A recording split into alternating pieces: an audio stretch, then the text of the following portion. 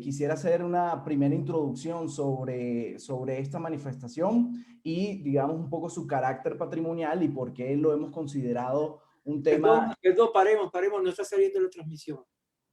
Ay, qué cosa, no te puedo creer. Sí, Pero aquí sale live. aquí va a empezar. Así empezó a salir. Continuamos, es que hasta ahora sale. ¿No?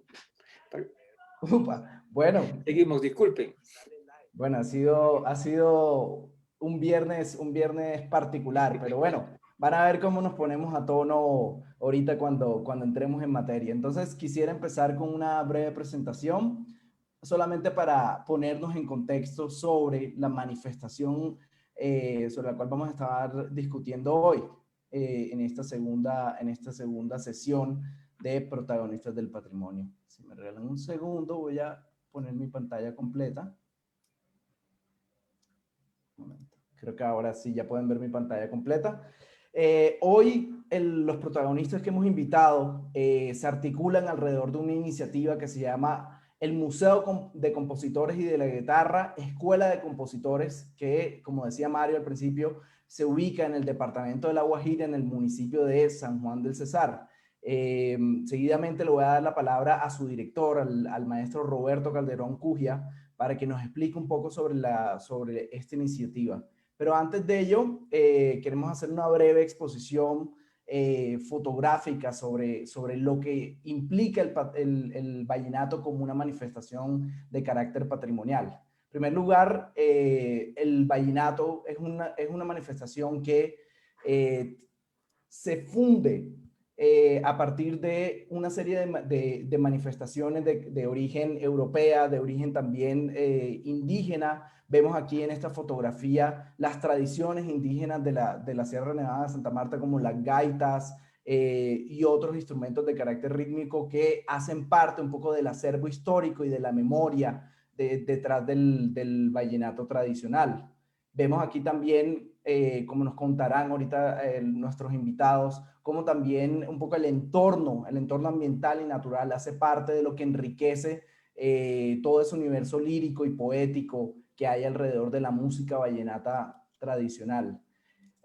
Para mencionar también uno de los invitados que teníamos hoy, que estaba anunciado en la publicidad de este evento, era Rosendo Romero, quien va a ser el homenajeado por parte del Festival de la Leyenda Vallenata de este año. Sin embargo, por razones de salud no nos pudo acompañar.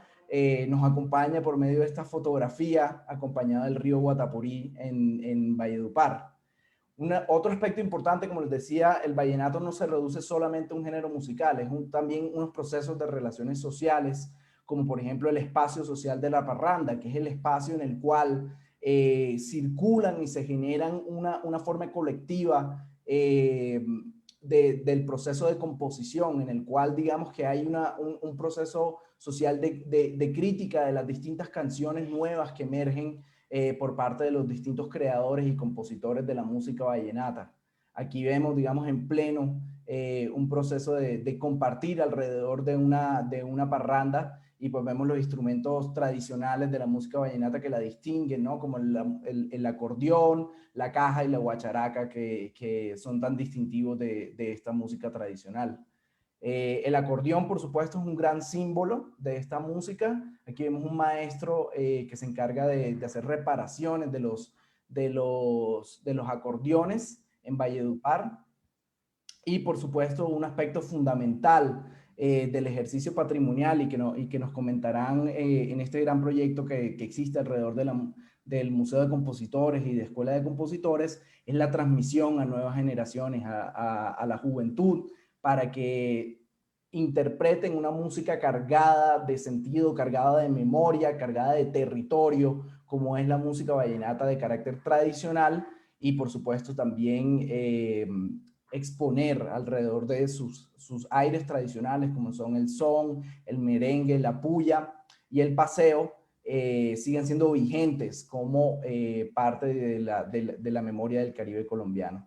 Entonces, con esa breve exposición fotográfica, yo quiero pasar pues a darle la palabra a las autoridades realmente en esta materia, Y le entrego la palabra entonces al director del Museo de Compositores, al maestro Roberto Calderón. Maestro, me alegra mucho saludarlo. Y pues quisiera hacerle una pregunta para ir poniéndonos en materia. Maestro, ¿de qué se trata ese proyecto? ¿Qué es lo que busca el Museo de Compositores y la escuela en San Juan del Cesar?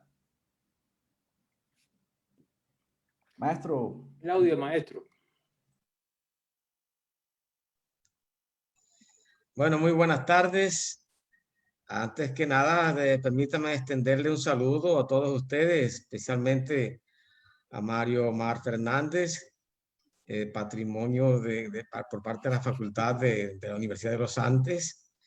Seguidamente saludar a Andrés Forero, que ha sido, digamos, nuestro amigo directo desde el Ministerio de Cultura, de donde él está al frente de la dirección patrimonial, de la dirección de matrimonio. Y también saludar a Abel Medina Sierra, gran amigo y coadyuvante de todos estos procesos de culturización de la música vallenata, como investigador excelso que conocemos, ¿no? Bueno, el proyecto del Museo de Compositores, sin duda, nace primeramente de un sueño personal. Siempre estaba auscultando que qué pasa con la memoria, con el registro, con la vida y la obra de los compositores. Veía cuando llegaba al Festival Vallenato o a los festivales en todo el país, la gente vendiendo artesanías asociadas con la música vallenata, cajitas pequeñas de llaveros, cajitas de guacharacas, de gargantillas, así, cosas que me hacían pensar que había una parte artesanal que se encargaba de mostrar digamos, el patrimonio vivo de la música vallenata. Pero también llegaba a las universidades, llegaba a las oficinas del Festival del Festival de la Leyenda Vallenata, buscando en los libros, y ya en los últimos años que comenzaron los escritores a mostrar las facetas de los compositores, algo de la vida y obra de los compositores. Pero yo seguía diciendo, eso sigue para mí, sigue como un poco en el aire, y yo creo que es menester llevar eso sin duda sin duda llevarlo. No sé si ahí me pueden ver ustedes a mí. Sí, claro, maestro. Sí, lo escuchamos y lo vemos, lo estamos escuchando, maestro. Ok, entonces mire, el Museo de Compositores nace de un sueño como compositor. Me preguntaba si Roberto Calderón se muere ahora mismo, estoy hablando hace 20 años, ¿dónde está la historia de Roberto, escrita de Roberto Calderón? Hay un legado, por supuesto, que está allí en la memoria de las personas, pero no veía un sitio donde se pudiera, que fuera el depositario de esa historia, de esa investigación, de registros y de la memoria y de la vida y obra de esos compositores. Yo decía, ¿dónde estará el primer acordeón con el que interpretó Juancho Roy su primera canción?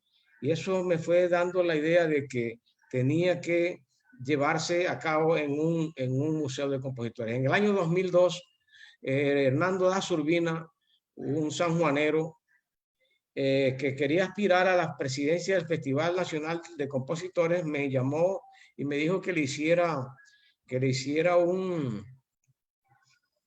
plan de acción para aspirar a la presidencia. Y lo primero que pasó por mi mente fue el Museo de Compositores. Lo presenté dentro de un esquema para que aspirara a la presidencia. Él gana la presidencia del festival y ejerce 2 años, pero del museo no se habló en ese entonces, no hubo chance de organizarlo.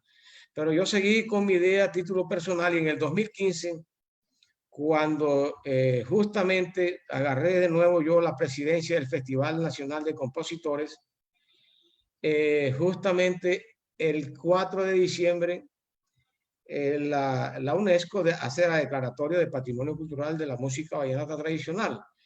Y fue allí en San Juan del Cesar el primer escenario, porque comenzaba el festival el 6 donde el viceministro de Cultura dio, digamos, que la noticia oficial de la música, de la declaratoria de la música vallenata como patrimonio intangible. Ya me había anticipado yo, y el festival, claro, yo me había anticipado con algunas sugerencias de Adrián Villamizar de que pudiéramos hacer el festival en homenaje a la música vallenata tradicional, principalmente la composición vallenata. Y fue así como el eslogan, el lema del festival era por la salvaguarda de la composición vallenata. Y nos tocó pues la suerte de que ese mismo día, en esos mismos días, la UNESCO hizo la declaratoria.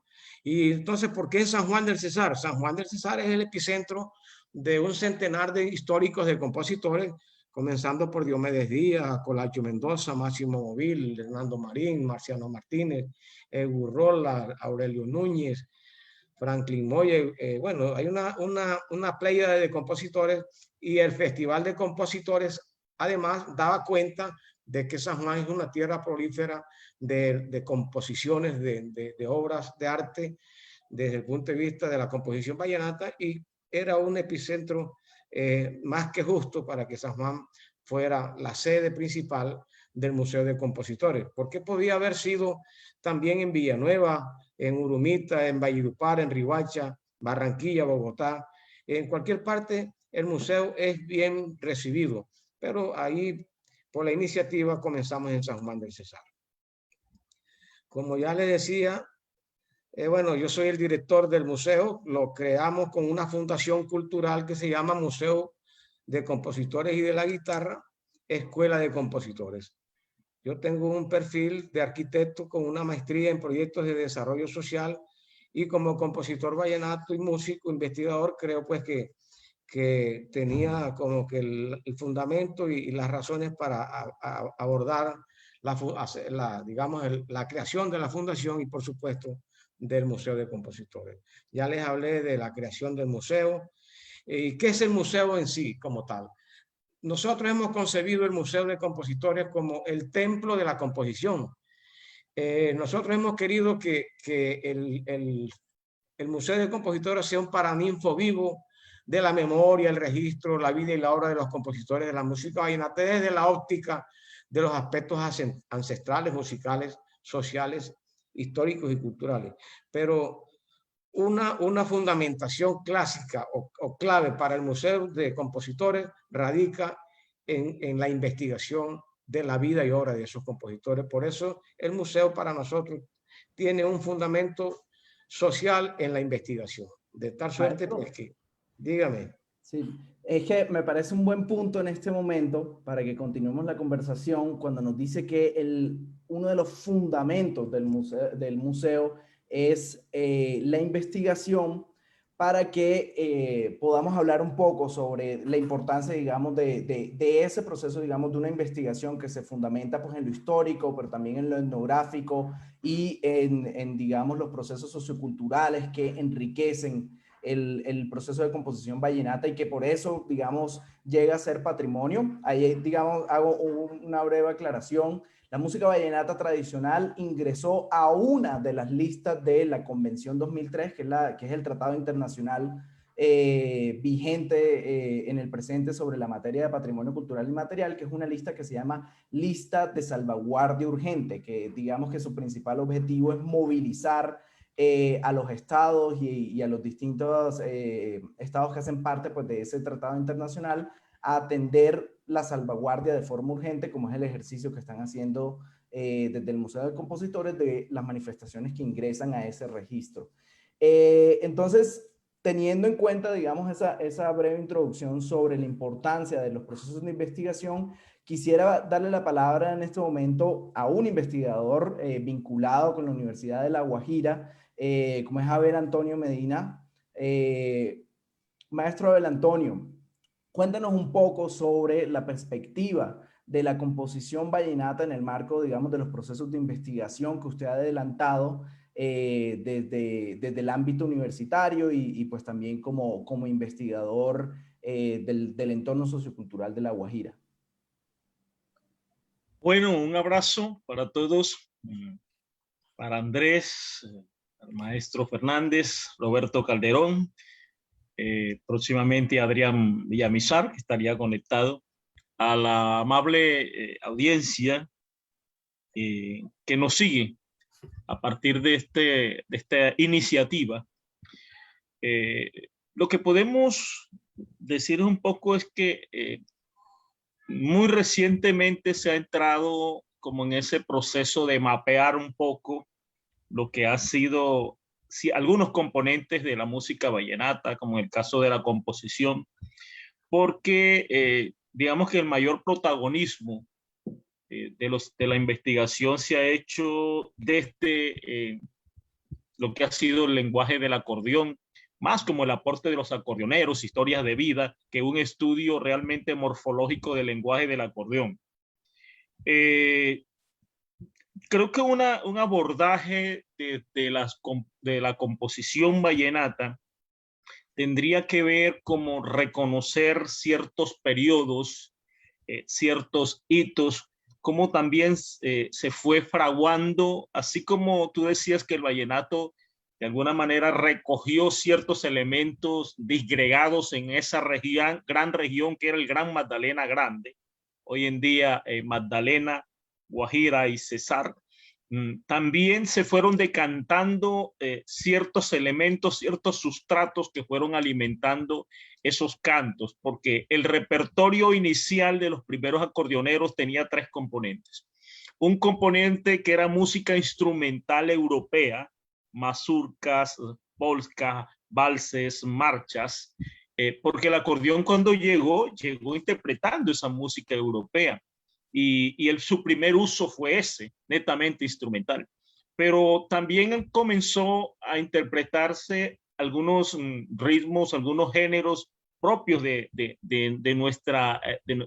trópico colombiano, como porros y cumbias, que eran quizás lo que estaba en auge en este momento. Y el tercer componente de ese repertorio ya eran ciertos cantos vernaculares que antes podrían haber sido interpretados con armónicas, con gaitas, como tú mostrabas, y que comenzaron a utilizar esas estructuras que nos ofrecía el romancero español.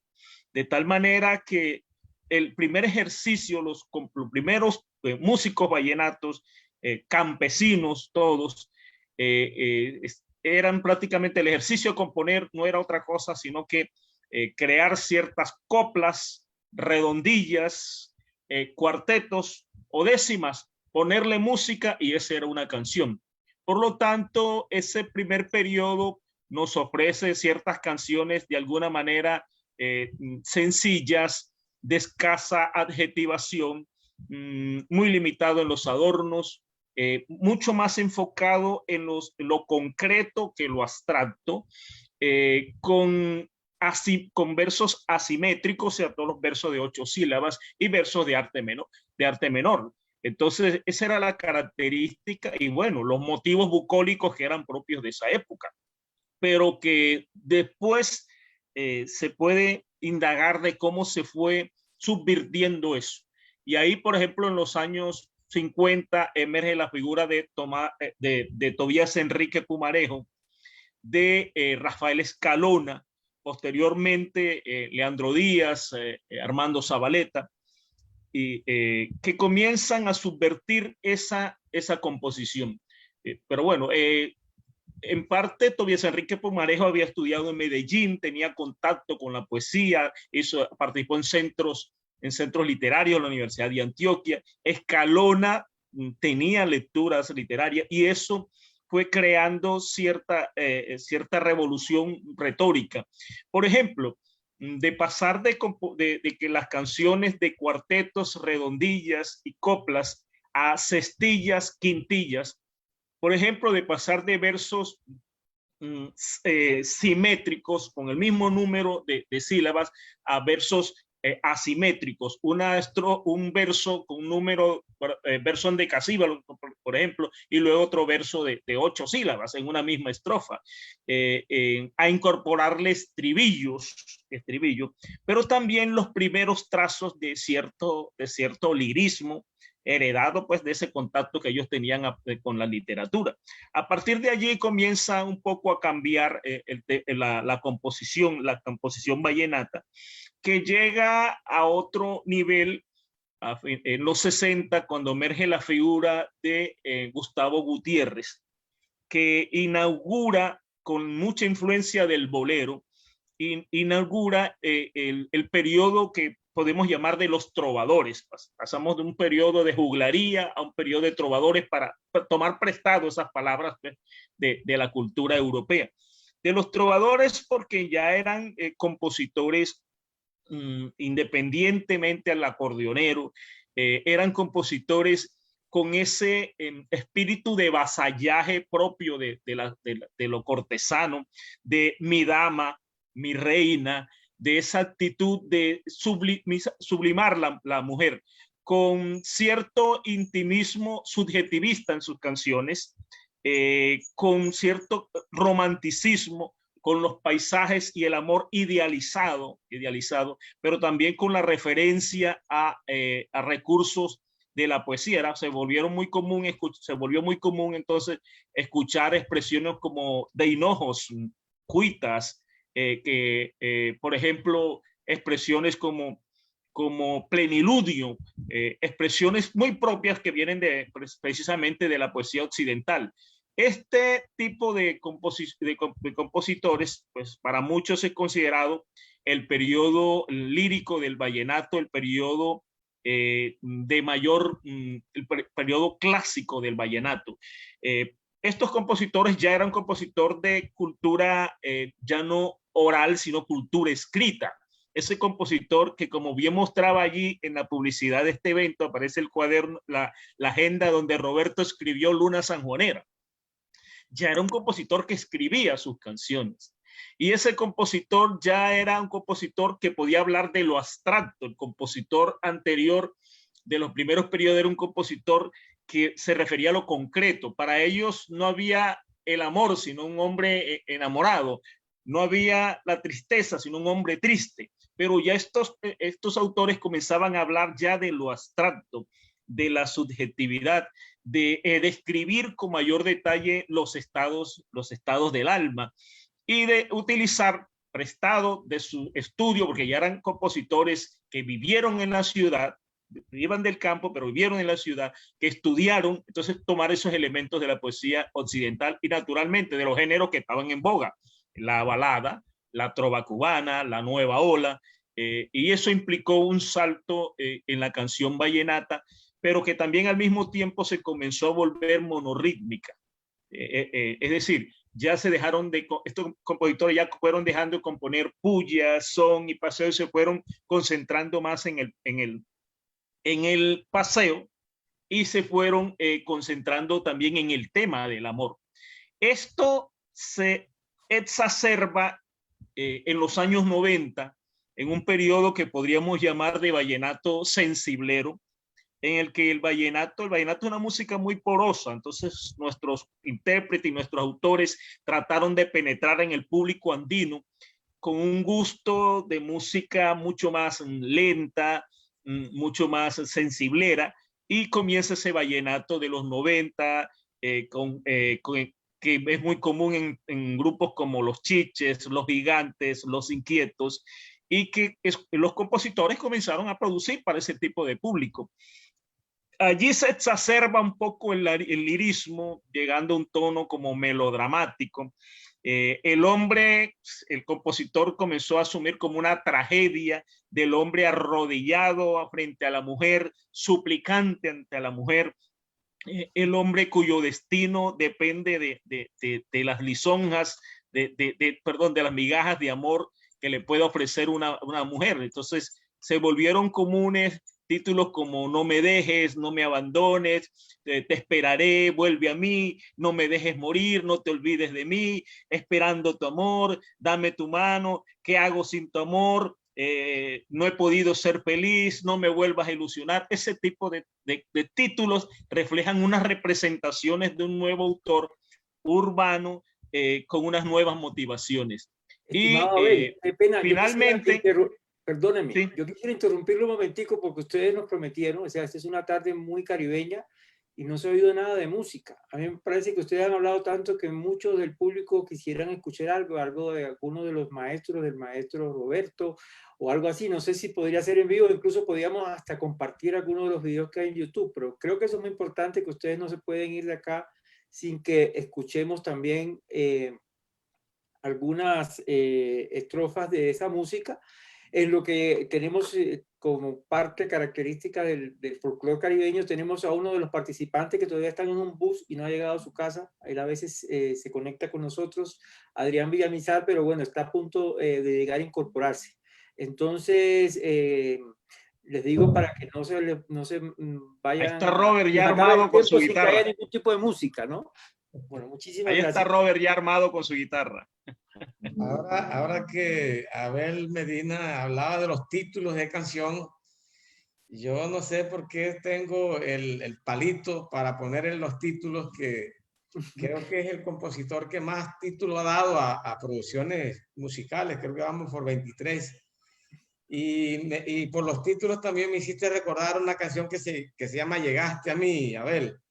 Esta no es una canción pordiosera, pero sí tiene ya un ambiente más citadino que Linda Morenita cuando componía yo allá en el patio de la casa en San Juan. Por eso quería ir rasgando pedacitos para hacer las comparaciones que tú vas haciendo allí. Eso. Hace tiempo conocí a una mujer muy sencilla, de bonita condición, que siendo mi gran amiga me contaba y le contaba cualquier preocupación. Ahí fueron pasando los días y el cariño persistía. Fueron pasando los días y el cariño persistía como los rayos del sol al atravesar la nube para brindarnos calor. Una inmensa comprensión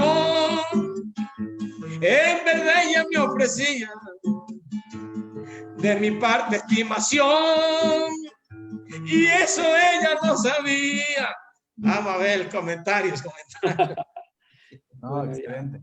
Bueno, pero antes de regresar de nuevo, Abel, que nos da un comentario alrededor de esos pequeños versos, yo quisiera que también escucháramos de otro compositor también que nos acompaña, el Ángel Bohemio, Adrián Villamizar Zapata, que como decía Mario, bueno, por cuestiones laborales tuvo que hacer una travesía, pero creo que ya se encuentra listo para acompañarnos. Maestro Adrián, muchas gracias por acompañarnos en esta tarde.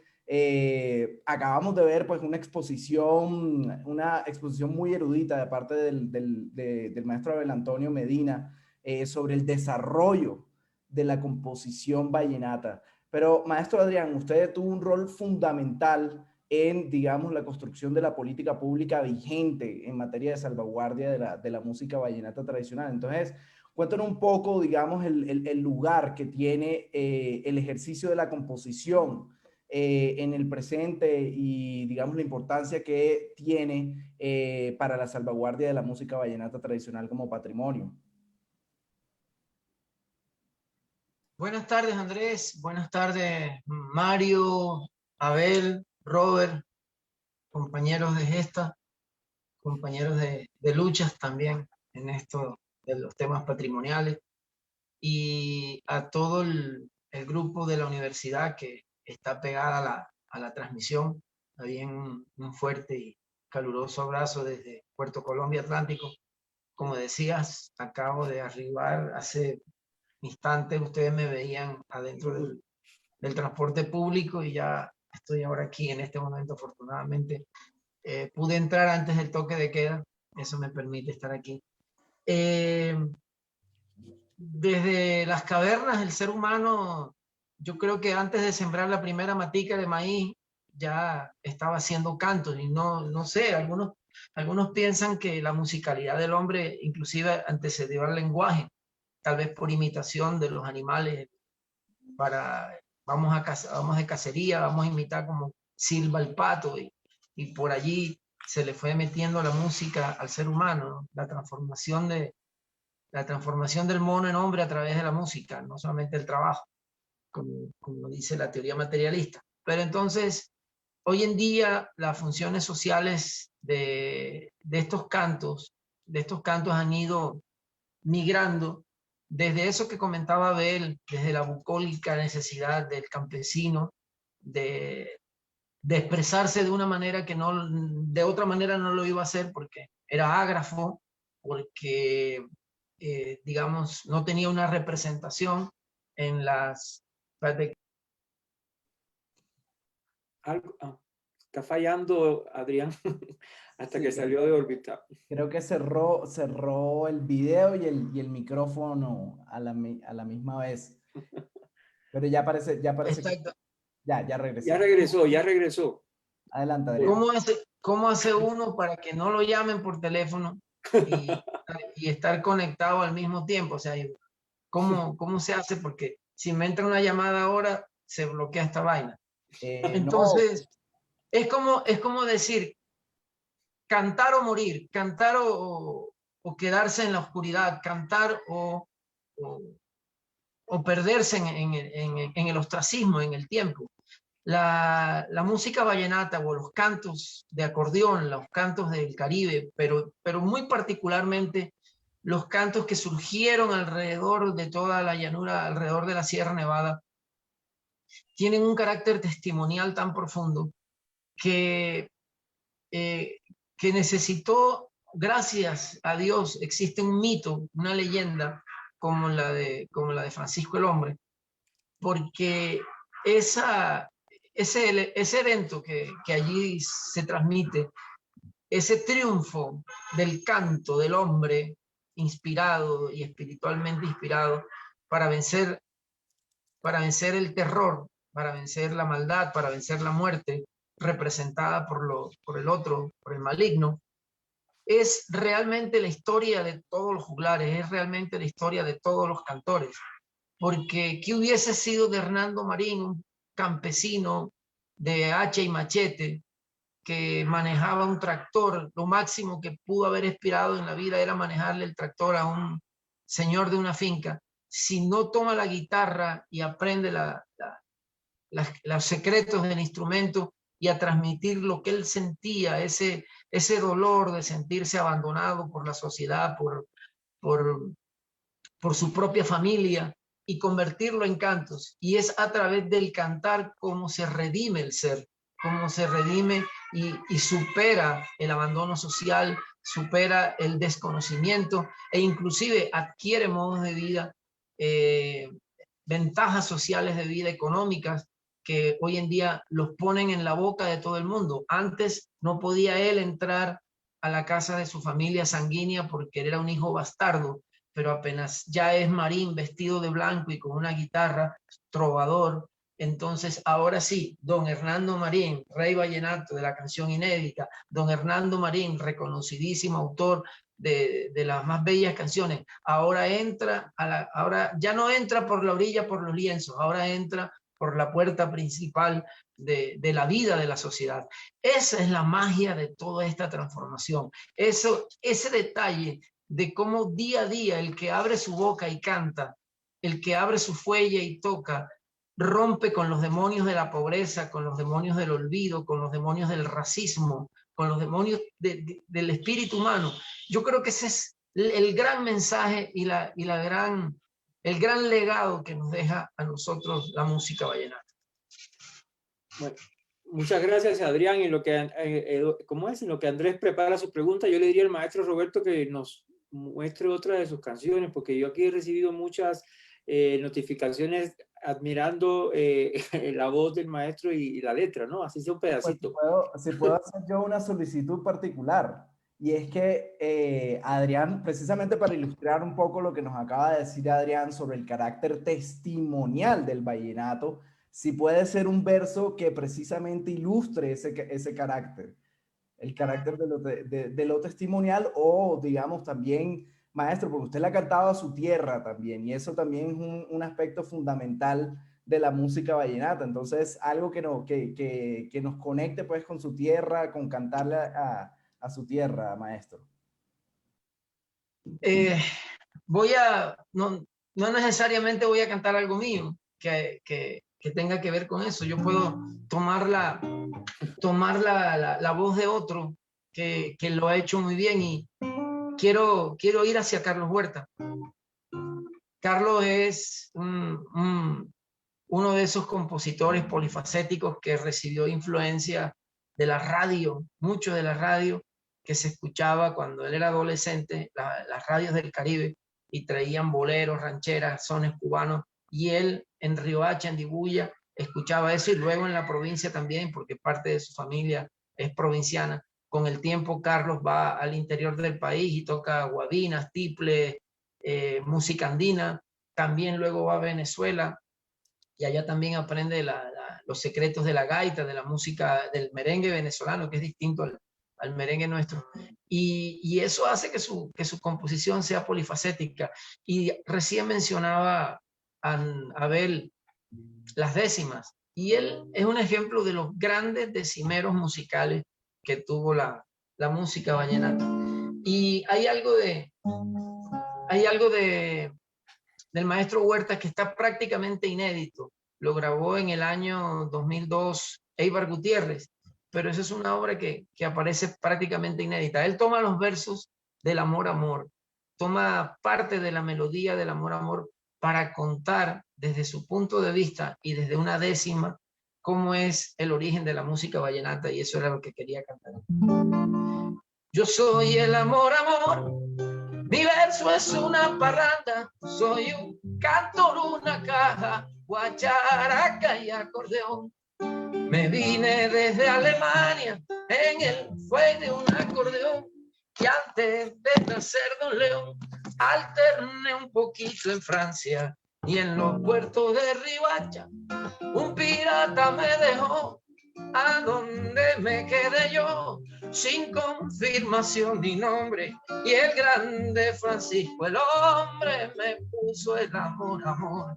Y el grande Francisco, el hombre, me puso el amor, amor. Ay, yo soy el amor, amor. Mi cuerpo es una parranda, soy un cantor, una caja, guacharaca y acordeón.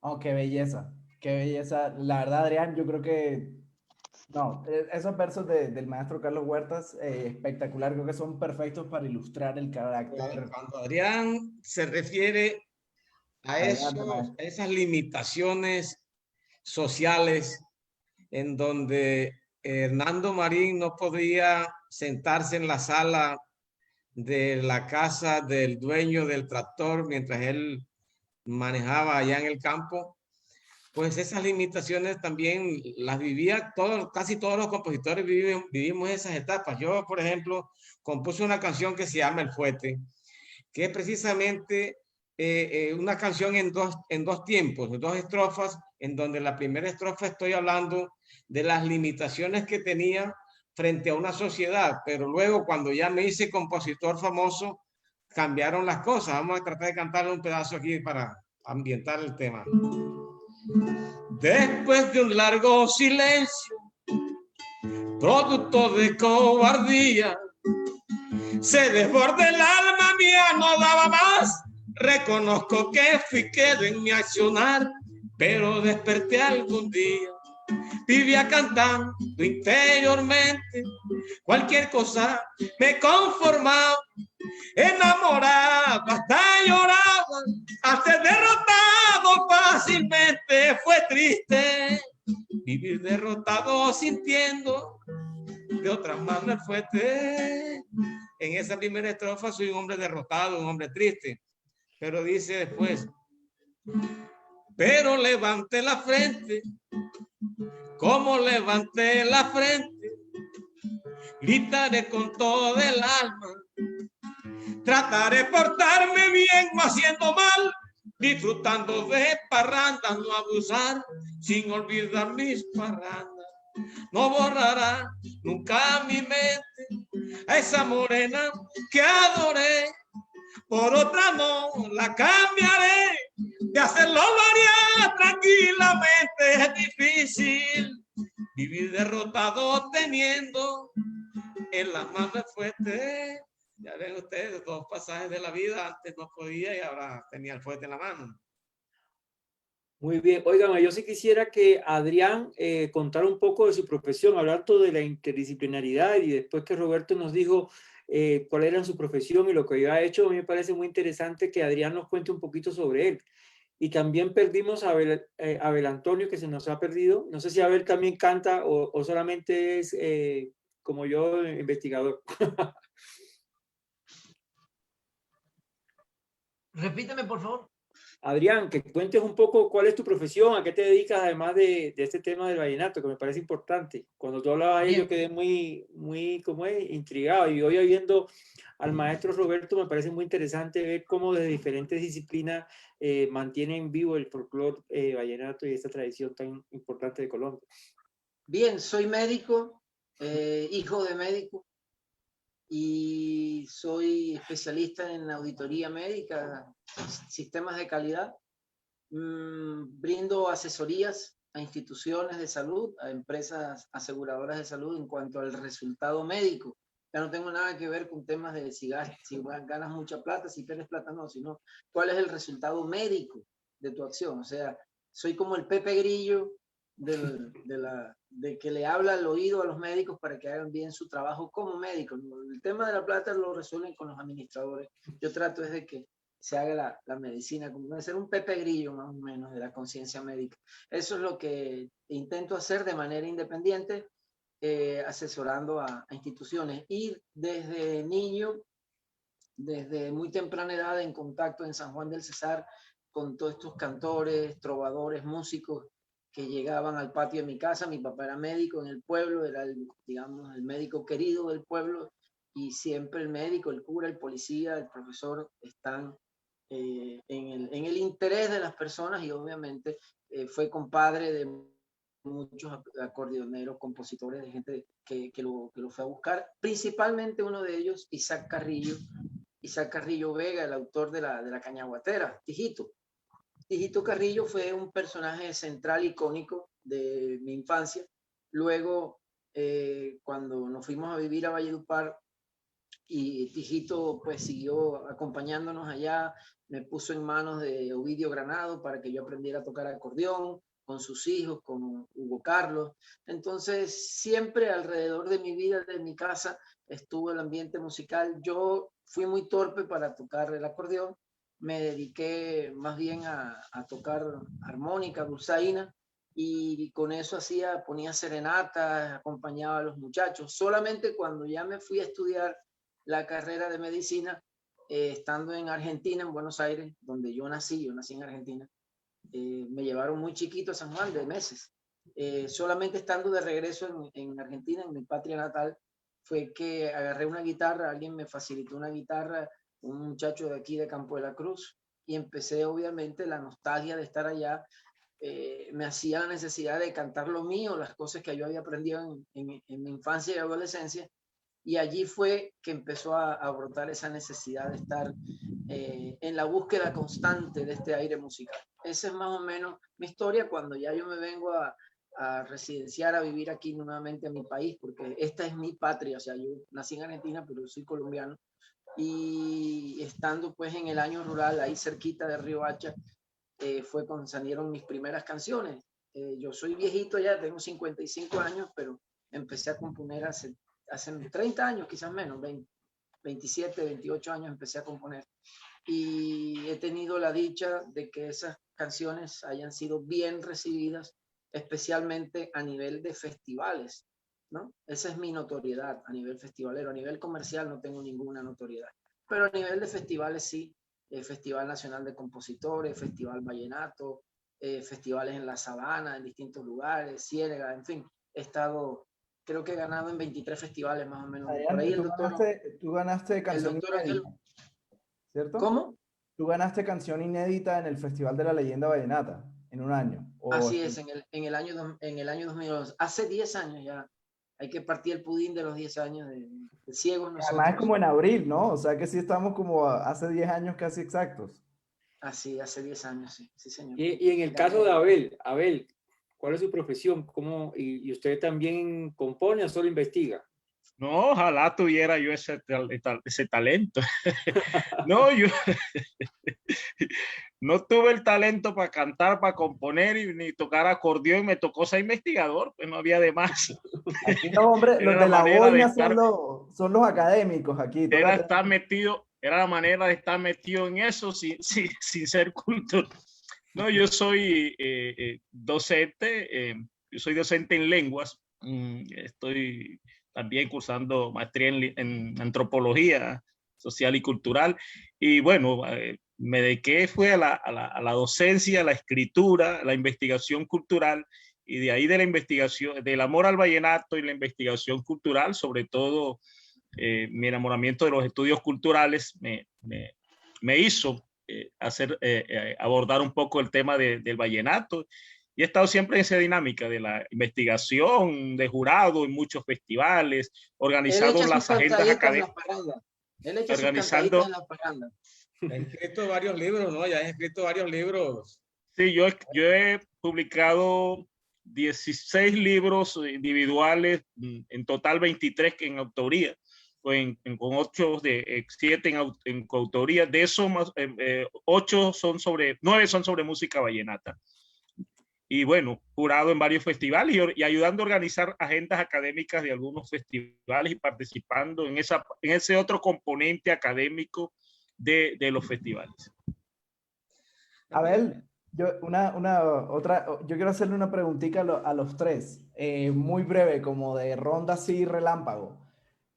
2 canciones que ustedes dirían que son características, digamos, de la riqueza en la composición vallenata, que le recomienden a las personas que nos están acompañando. O sea, si nunca han escuchado, son unos extraterrestres que nunca han escuchado vallenato, 2 canciones que ustedes le dirían, esas son las 2 canciones que te muestran la riqueza de la composición vallenata. Entonces, Abel, empiezo contigo, Roberto y Adrián. ¿Cuál dirían ustedes?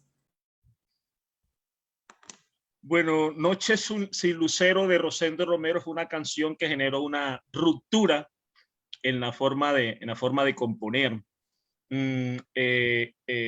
Luna sanjuanera es una canción de esas que tú preguntabas ahorita, de esas canciones que evocan y que vuelven un pueblo todo un referente. El vallenato tiene una capacidad como de estetizar el paisaje y que la gente se interesa. Hay muchos pueblos de nosotros. Yo creo que la Junta, nadie en Colombia supiera de la Junta si no fuera por los cantos de Diomedes Díaz. Mucha gente no supiera de Fonseca si no es por el cantor de Fonseca. Mucha gente tampoco supiera mucho de San Juan si no es por Luna sanjuanera. Entonces, el vallenato de alguna manera ha redimido mujeres como Berta Caldera, ha redimido mujeres como Miriam, Norfidia, las que le cantó Alejo, las que le cantó Calixto Ochoa. Entonces, así ha reunido a muchos pueblos. Esas canciones son muy importantes por eso, porque se asocia mucho al pueblo y la gente se apropia mucho de este tipo de canciones. Yo digo, yo aprendí de Manaure César también por las canciones vallenatas. Claro, claro. Maestro Roberto, ¿qué diría usted? Bueno, yo tengo la óptica que tiene también Abel, pero ya desde el punto de vista como compositor, por la admiración personal por unas obras maestras como composiciones que con solo escucharlas, me imagino digamos, la forma extraordinaria de cómo estructuró Máximo Móvil La Mujer Conforme. Es una explicación tan perfecta desde el momento que sale de la montaña a buscar los alimentos al pueblo y transcurren unos tiempos allí que son inenarrables, pero él los lleva al punto de hacernos entender que le falló a la mujer y que no había otra manera de simbolizarle su espíritu que decirle que era una mujer conforme. Es decir, después que le fallo, la enaltezco diciéndole que es una mujer conforme y de qué manera. esa canción para mí es sublime, desde el punto de vista armónico, melodía, estructura musical, estructura literaria.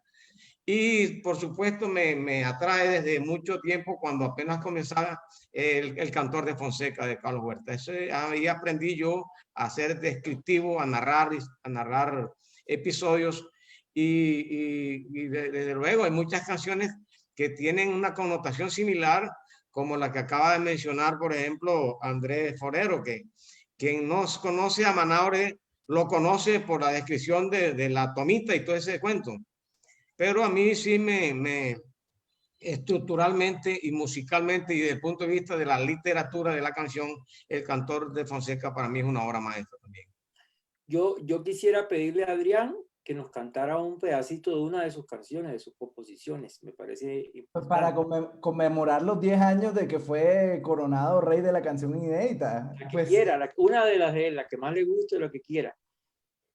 Incluso también le iría diciendo al maestro Roberto que se vaya preparando para que al final nos cante también un pedazo de La Luna Sanjuanera, que ya creo que muchos de los que nos están viendo están con ganas de escucharlo en su voz.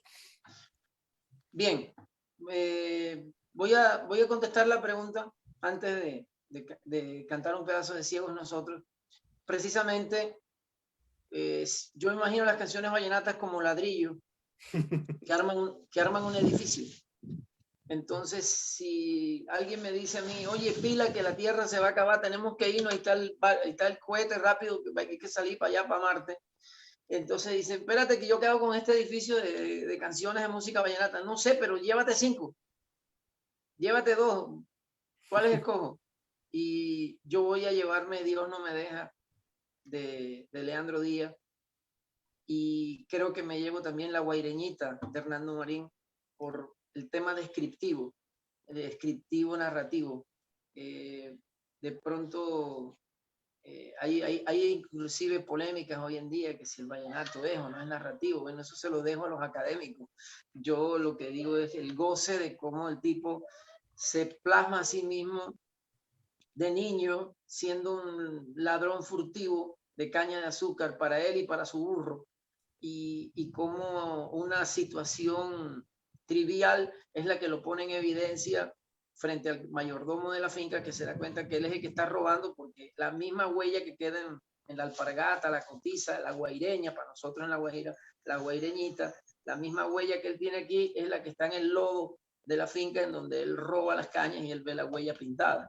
Entonces, eso es una maravilla, eso tiene de todo allí, sociología, prueba jurídica, judicial, enamoramiento de la vida, y como el mismo viejo Francisco Daza, que yo conocí, que fue un gran personaje de San Juan, lo perdonó y lo hizo parte hasta casi de su familia.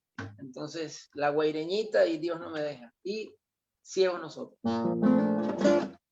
Desde un universo ciego y musical, Leandro Díaz vio lo que no vio cualquiera. Su visión fue más que todas las barreras que le impuso el mundo tridimensional.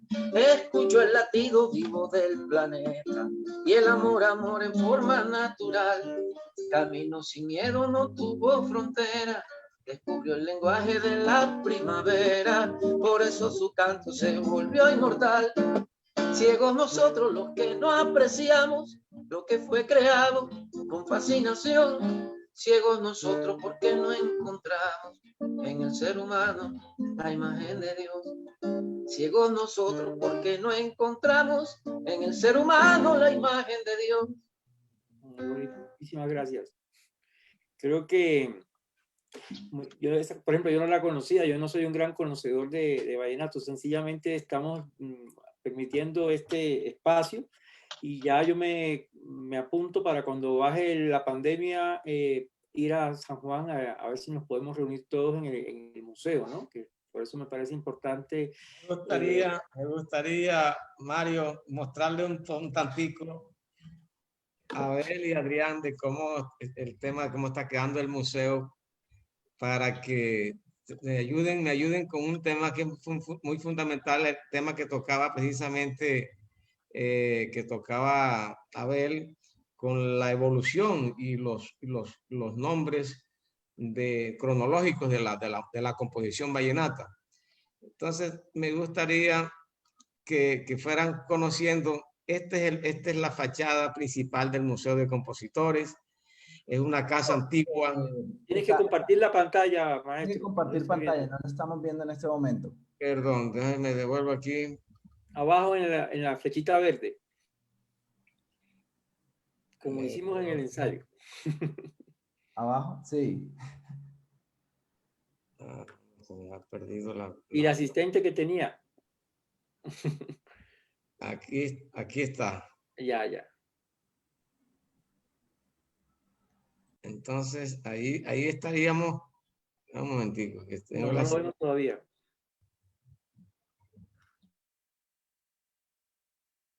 Y ahora no lo escuchamos, maestro. Pero, el micrófono está apagado.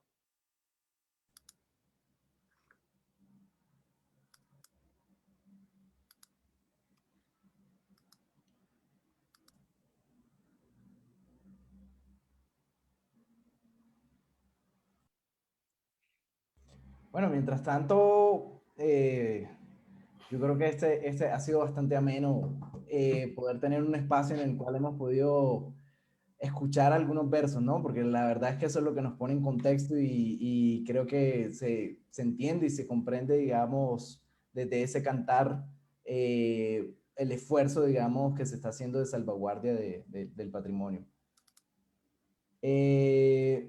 Mientras tanto, brevemente, a ver, si mientras el maestro logra poner la pantalla, quisiera hacerle una pregunta y es, no, nos mencionabas ahorita que se está formando, ya pudimos. Ahí está. Ahora, maestro, hace falta el micrófono que lo tiene apagado.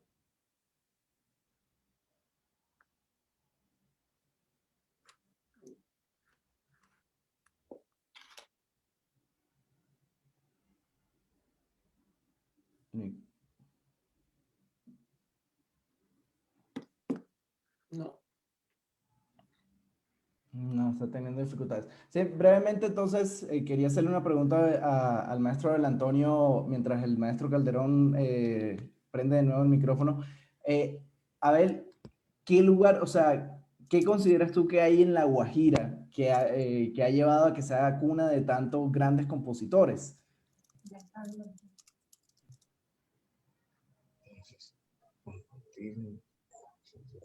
Bueno, dejamos la pregunta en el tintero porque creo que ya podemos volver a escuchar al maestro. Maestro, adelante. Y ahí está compartida la pantalla. Sí, señor. Bueno, es sencillamente hacerle como un repaso de cómo está configurado el museo allá físicamente, ¿no? Para la próxima visita, que tenemos intención de pronto el 24 de junio hacerle la segunda inauguración. Esta es una casa antigua que está al lado de la iglesia de la Plaza Bolívar, una casa bastante tradicional. Allí vivió una señora muy conocida por todos los sanjuaneros porque ella vendía unas paletas que Adrián Villamizar tiene conocimiento de ello. Hacíamos colas para comprar las paletas de la Pipio. Esa casa hoy en día ahí es donde funciona el Museo de Compositores. Aquí, como pueden apreciar, estas son algunas de las salas. Ahí ven ustedes el público con un registro fotográfico, unas piezas museales. Ahí está Calixto Ochoa, Máximo Móvil. Hay una parranda donde está Carlos Huertas con García Márquez. Aquí otra sala, que es la sala número 3, está el público visitando. Y está ahí Silvio Brito, Nacho Urbina, Hinojosa, Luis Aniceto Hinojosa, Egurrol Hinojosa. Y aquí hay otra sala donde podemos ver la sala del surgimiento, donde está Francisco el Hombre, está también con Paichipuco, y allá vemos a Pacho Rada con Paichipuco. Es un nativo de San Juan del Cesar también, pues ahí para refrescar esa memoria. Y está la sala del auge del vallenato, que es el estilo romántico narrativo. Aquí podemos ver a Máximo Móvil, a Gustavo Gutiérrez en la sala número 6. aquí este es el acceso del museo. Digamos, una galería museal ahí donde está García Márquez, Alejo, Marín, Calixto, está Escalona, Leandro Díaz, Diomedes Díaz. La gente me pregunta que por qué está García Márquez allí, y yo creo que nosotros los colombianos debemos vivir orgullosos de ese vallenato, de esa composición vallenata de 360 páginas que hizo García Márquez. Inclusive me cuenta Adrián Villamizar que la historia de García Márquez sirvió e influyó definitivamente para que la declaratoria de la UNESCO se hubiese hecho realidad, porque la descripción inicial de pronto no tenía todo el componente histórico universal que requería la manifestación. Esta es la misma sala vista desde adentro hacia afuera, y como decía también Andrés, ahí tenemos manuscritos importantes de composiciones escritas con puño y letra. En este caso tenemos aquí la Luna sanjuanera, que inicialmente se llamaba El Cantor de San Juan. Recuerdo que la escribí en una libreta de apuntes de la universidad en agosto 24 del año 79. Esos son evidencias, manuscritos que están allí, y muchos de otros compositores que me los han enviado, que lo hemos convertido en piezas museales. Quisiera de pronto muy rápidamente, para que Abel me ayudase y Adrián y ustedes a definir, digamos, nosotros hemos definido las salas del museo desde el punto de vista de las generaciones, porque si bien es cierto, titularlas por décadas o por años es muy difícil, porque hay compositores como Gustavo, por ejemplo, que comienza a componer en el año 60 y todavía en el 2000 está componiendo, o sea que se traslapan muchas décadas, de tal suerte que hemos querido llamar la primera generación, segunda generación, etcétera, etcétera. En la primera generación estamos incluyendo en esa sala, porque es una composición de estilo primitivo y de vaquería. Cuando son los primeros en agarrar un acordeón, según nos cuenta la historia, José de León Carrillo, Sebastián Guerra, Cristóbal Luque, Abraham Maestre, Pedro Nolasco, apenas por el año 1840. Y esos transcurren con un acordeoncito que, si no estoy mal, era de un acordeoncito moruno hasta 1890. Esa primera generación nosotros la hemos descrito como del estilo primitivo de vaquería, porque la segunda generación ya comienza una narración de hechos cotidianos. Es cuando aparece Francisco el Hombre, que de hecho es un mensajero de noticias y va de pueblo en pueblo cantando musicalmente o musicalizando esas noticias, y es así como la composición ahí torna otro estilo, otra modalidad que nosotros hemos denominado acá inconsultamente de narración de hechos cotidianos. Es la segunda generación. La tercera generación es la que hemos denominado nosotros la era del surgimiento. Son los pioneros de la grabación. Es en el 1944 cuando aparece la primera grabación de la música vallenata, y es un estilo costumbrista y de relato, porque comienza entonces, Abel Antonio Villa es el primero que graba la música vallenata, pero comienza Alejandro Durán, Luis Enrique Martínez, el viejo Emiliano, Lorenzo Morales, Leandro Díaz, Juancho Polo Valencia, Chema Gómez, Leandro Díaz, y por supuesto esa generación cuarta no está muy lejos de la tercera, porque sigue siendo el estilo costumbrista, pero aquí ya es un poco más de relato. Aparece lo que decía Abel Antonio, ya aquí en esta cuarta generación de estilo costumbrista y de relato, con un poquito de romanticismo lírico de Tobías Enrique Pumarejo, Abel Antonio, el costumbrismo de Armando Zabaleta, las canciones de Carlos Huertas, aparece Luciano Bullo Fragoso, Adolfo Pacheco. Ese es un estilo que hemos querido ubicar en el ámbito del estilo costumbrista y de relato, en la cuarta generación. Una quinta generación es donde aparece el auge del vallenato, es donde el vallenato comienza a trascender, ya sale del Magdalena Grande y comienza a hacerse camino en otras partes del país. Eso es el estilo que irrumpe con Gustavo Gutiérrez, ese propio estilo romántico narrativo. y tiene compañía en Santander Durán, Octavio Daza, Freddy Molina, Emilianito, Beto Daza, Camilo, el compositor de La Paz que estoy señalando es Emiro Zuleta. Esa quinta generación es muy importante para la música vallenata porque comienza la composición a tener, digamos, una estructura que fue dejando ya más clara en los mensajes o la transmisión de los mensajes en las canciones. Y se une esta quinta generación con otra que es la sexta. Es ahí donde hemos denominado, me decía Rosendo Romero, que esa es la época del esplendor del vallenato, donde el vallenato comienza a ser grabado en todas partes con mucha más fuerza. Comenzó esta época con Diomedes Díaz a vender discos exorbitantemente. Y ahí están compositores de un estilo lírico narrativo, que Rosendo lo ha dicho claramente, él lo agarra de Gustavo. Por eso este estilo tiene también de romántico porque tiene lírica, pero también tiene narración porque ahí está Rafael Manjarrés, que es un perfecto narrador de historias.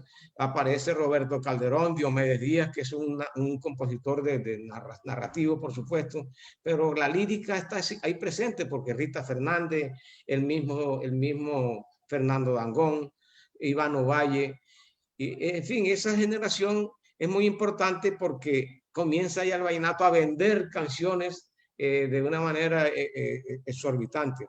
En esa misma sexta generación está Tomás Darío Gutiérrez, un hombre lírico eminentemente, Mateo Torres, Chiche Maestre. Bueno, ustedes los están viendo para no nombrarlos a todos, pero quería finalizar que existe una séptima generación donde el vallenato sigue siendo un poco romántico, pero más descriptivo. Ya lo explicaba Abel, en donde ya aparece la persona no cantando a la tristeza, sino diciendo que me siento triste. Me gustó ese ejemplo para meterlo dentro del vallenato romántico descriptivo. Y finalmente, en la novena generación, que son los compositores de la nueva ola. Ahí Abel también lo ha dicho, cómo surge esa modalidad con el romanticismo, perdón, con la composición facilista, pero que hay que tener muy en cuenta que esta generación es la generación que más ha llevado el vallenato a otras esferas. Ejemplo, Silvestre Dangond, que anda volando con sus presentaciones a nivel universal.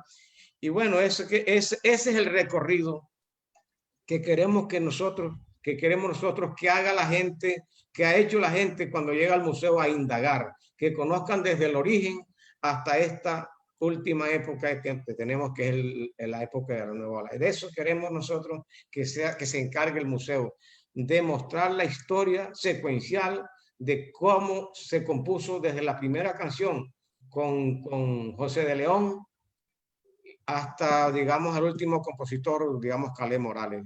Ahí les dejo ese mensaje. Espero que Abel y todos ustedes me ayuden a recomponer los nombres de los estilos.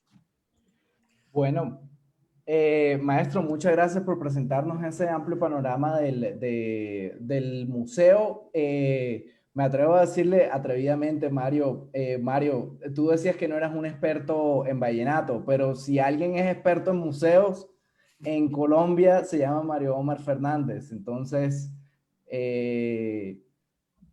ya que vas a visitar San Juan muy prontamente, creo que puedes ayudarnos también a aportar, a ir construyendo este bellísimo proyecto de salvaguardia que es el Museo de Compositores. Si quiere, maestro, ya puede dejar de compartir, sí. Yo quiero terminar porque yo me quedé para finalizar, yo me quedé con la boca con una pregunta que le quería hacer a Abel Antonio, pero la voy a contar un poco. Y es que, Abel Antonio, no sé si nos acompañas hoy desde Maicao, pero si nos acompañas de Maicao, quisiera preguntarte también en tu experiencia con la relación que has tenido también con el universo cultural del pueblo guayú. ¿Cuáles han sido, digámoslo, como esos principales encuentros entre el pueblo guayú y la música vallenata?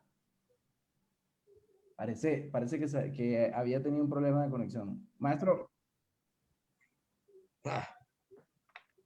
Abel. Es que ¿Qué pasó aquí, hombre? Yo estoy... Arriba hay uno. Arriba, en el verde, en la parte de arriba, dejar de compartir pantalla. Aquí. Me Bueno. disculpan si están viéndome, me ayudan a teclear. Es aquí. Eso, Ok. ya. Ahí. Cerremos entonces con esa pregunta para que desde la perspectiva de investigación de Abel, que yo quisiera conocer también, dado que ya nos hemos extendido un poco, entonces brevemente, maestro Abel Antonio, ¿qué relaciones e influencias ve que ha tenido la cultura guayú también con el enriquecimiento de la música vallenata? Sí, sí la hay. ¿Me repites la pregunta? ¿Qué relación tiene? El contexto de la cultura guayú, cómo ha enriquecido también el vallenato y viceversa, cómo se han enriquecido esos dos contextos patrimoniales, los dos de la Guajira. Para cerrar brevemente, porque ya tenemos que ir cerrando, entonces, atrevidamente Bueno, quería... en algo hay que hacer precisión. La música vallenata es una música criolla, de la sociedad criolla guajira. Es más, en la época en que emergió el vallenato, lo que hoy es día departamento de la Guajira estaba dividido en dos zonas. Provincia de Padilla, por eso al vallenato en sus inicios se le llamó música provinciana, que va de Riohacha hasta todo el sur de la Guajira, incluso hasta La Paz Cesar. Y el territorio guajiro, que era Uribia, Riohacha, Uribia, Maicao y Manaure, que era el territorio guayú. En ese territorio la penetración del vallenato fue tardía, fue posterior. Ya. Entonces, el vallenato se asentó en territorios criollos. Ya después, por influencia, comienza a penetrar el territorio guayú y encontramos intérpretes guayú, compositores guayú, repentistas guayú, y los guayú, vean, no hay cosa que le agrade más a un guayú que la música de Diomedes Díaz. Pero eso ha sido, así como penetró el vallenato otras zonas del Caribe colombiano, así también para esa misma época, ya en los años 70, fue que comenzó a penetrar hacia el territorio guayú. Mil gracias por esa breve explicación y por la precisión, maestro Abel Antonio. Quiero de verdad agradecerle, en primer lugar, pues a Mario Omar. Muchísimas gracias por... Mario Omar. Ay, yo sé que tú te alejas como el ave que se va, dejando mi pobre alma triste con una ilusión. Pero sé que tú vuelves, tú tendrás que regresar. No podrás olvidar aquel tiempo legal. Y si tú dices que regresarás, recuerda que yo no te olvidaré. No has regresado y presiento que ahí está. Y me imagino cuando a mi lado esté. Luna de diciembre, luna sanjuanera, dile que regrese, porque no aguanto, ay, porque no aguanto. Oye, mi negra, oye, Omar, la dejo ahí. Muy bien. Bueno, yo creo que esto da para otra actividad. Esto no, en un solo conversatorio, en una sola sesión de protagonistas de patrimonio es imposible. Creo que más adelante nos volveremos a encontrar. Y a palo seco menos. Sí, pero estamos en Bogotá, estamos ¿cómo es? En ley seca, así que nos tocó a palo seco y con frío, pero bueno, por lo menos la imagen nos da un poco de calor. Entonces creo que dejo a Andrés para que nos despidamos y les agradezco muchísimo a todos su participación. Creo que este es el inicio de algunos trabajos que realizaremos con el museo. Estamos en deuda ya, estamos con muchas ganas de conocer y ver cómo podemos vincular a profesores y estudiantes con ustedes. Me parece que hacen un trabajo maravilloso. Y no, continuamos viendo y continuamos en contacto y lo invitamos a que también vean otros protagonistas de patrimonio para que conozcan con otras personas que mantienen vivo el patrimonio y las tradiciones colombianas. Fíjense que ustedes aquí hoy son los que le han enseñado a estudiantes y profesores, a la academia, al ministerio, cómo conocen y cómo transforman y cómo conservan todas estas manifestaciones. Entonces, gracias a todos y dejo a Andrés para la despedida. No, pues solamente agregar de nuevo que agradecerte mucho, Mario, por generar este espacio, por generar un espacio en el que damos voz precisamente a los principales líderes de procesos de salvaguardia y que pudiésemos tener un espacio para promover un gran proyecto asociado pues al Plan Especial de Salvaguardia de la Música Vallenata Tradicional, como es el Museo de Compositores. Esperamos que en la segunda edición del capítulo de Museo de Compositores sí sea desde San Juan del Cesar. Entonces, allá nos veremos. No, gracias. Hasta Estamos luego muy y gracias a todos. Felicidades y gracias por invitarnos. Chévere. Mucho gusto. Bueno, hasta luego. Gracias, maestro. Muchas gracias. Estuvo muy bello el espacio. Adiós. Un abrazo a todos. Felicidades.